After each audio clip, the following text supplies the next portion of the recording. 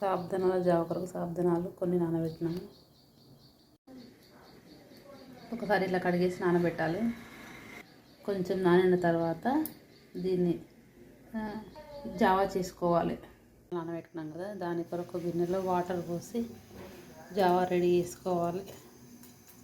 నీళ్ళు మసలాక కొంచెం చక్కెర సాబుదానాలు వేసుకోవాలి. ఫస్ట్ నీళ్ళు మసలనివ్వాలి. నీళ్ళు మసులుతున్నాయి కదా, నానబెట్టుకున్న సాబుదానాలని అందులో వేసుకోవాలి.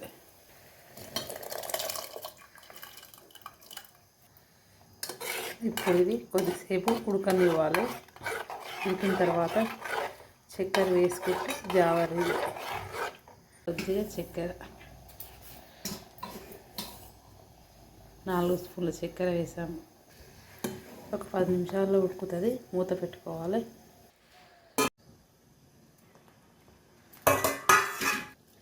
ఉడుకుతుంది కదా చూడండి. స్టవ్ సిమ్లోనే పెట్టుకోవాలి. పెద్ద పెడితే మొత్తం అడుగంటుతుంది.